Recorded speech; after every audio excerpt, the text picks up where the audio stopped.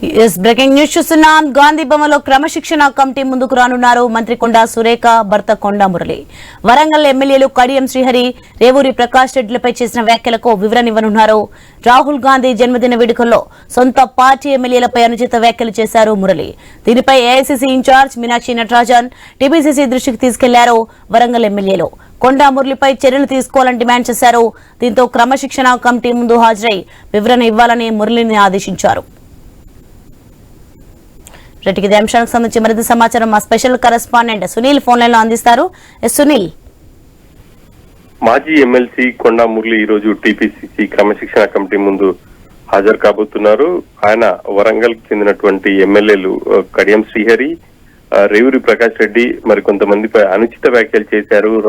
రాహుల్ గాంధీ జన్మదిన వేడుకల్లో పాల్గొన్నటువంటి కొండా మురళి ఇక ఎమ్మెల్యేలను ఉద్దేశించి చేసినటువంటి వ్యాఖ్యలు వరంగల్ కాంగ్రెస్ పార్టీలో కలకలం రేపాయనే చెప్పాలి. ఇక ఎమ్మెల్యేలంతా ఏకమై ఏఐసీసీ రాష్ట్ర వ్యవహారాల ఇన్ఛార్జ్ మీనాక్షి నటరాజన్ ని కలిశారు, పిసిసి చీఫ్ ని కలిశారు.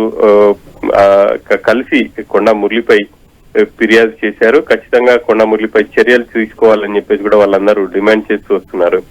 ఇక ఈ క్రమంలోనే పిసిసి క్రమశిక్షణ కమిటీ చైర్మన్ గా బాధ్యతలు చేపట్టినటువంటి మల్లు రవి ఇక ఈ అంశంపై సీరియస్ గా దృష్టి సారించారు. ఆయన కొండా మురళి అదేవిధంగా ఎమ్మెల్యేల నుంచి వాళ్ళ అసలు ఏం జరిగింది అనేది తెలుసుకునే ప్రయత్నం చేస్తున్నారు. అందులో భాగంగానే కొండా మురళిని వివరణ ఇవ్వాలి అని చెప్పేసి క్రమశిక్షణ కమిటీ కోరడం జరిగింది.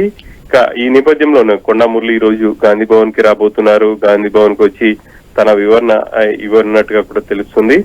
ఇక కొండా మురళి వర్గీయులు కూడా ఇక మిగతా ఎమ్మెల్యేలపై ఫిర్యాదు అంటే మిగతా నేతలపై ఫిర్యాదు చేసేందుకు కూడా సిద్ధమవుతున్నారు. వరంగల్ చెందినటువంటి కొంతమంది నేతలు ఇప్పటికే హైదరాబాద్ చేరుకున్నారు. పిసిసిని అదేవిధంగా రాష్ట్ర ఇటు పిసిసి క్రమశిక్షణ కమిటీని కూడా కలవబోతున్నారు.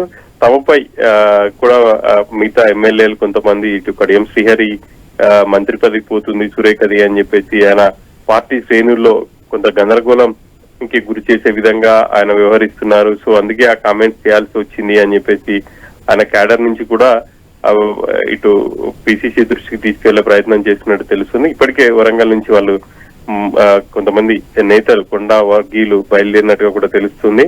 మొత్తం మీద అయితే కొండా మురళి చేసినటువంటి వ్యాఖ్యలు, ఆ తర్వాత కొండా సురేఖ చిట్చాట్ కూడా కొన్ని వ్యాఖ్యలు చేశారు కడియం శ్రీహరి, అదేవిధంగా మరి కొంతమంది నేతలపై. ఇవన్నీ కూడా కాంగ్రెస్ పార్టీలో కొంత గందరగోళానికి దారి తీశాయనే చెప్పాలి. ఒకే పార్టీలో ఉంటూ ఎమ్మెల్యే కామెంట్ చేయడమే కాకుండా ఇక ఆయన చేసినటువంటి వ్యాఖ్యలు తీవ్ర దుమారం రేపాయని చెప్పాలి.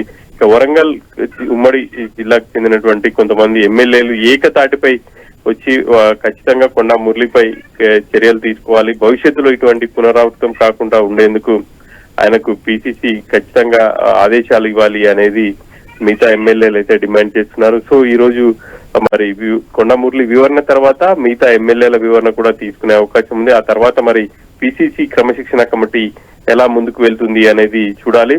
ఇక ఒకవైపు కొండా మురళితో పాటు మిగిలిన జిల్లాల్లో కూడా వచ్చిన నేతలపై వచ్చినటువంటి ఫిర్యాదులపై కూడా పిసిసి క్రమశిక్షణ కమిటీ దృష్టి సారించింది. ఇక ఆయా జిల్లాలకు సంబంధించినటువంటి నేతలను పిలిచి మాట్లాడే అవకాశాలు అయితే కనిపిస్తున్నాయి. Sunil, okay, right, thanks for the information Sunil.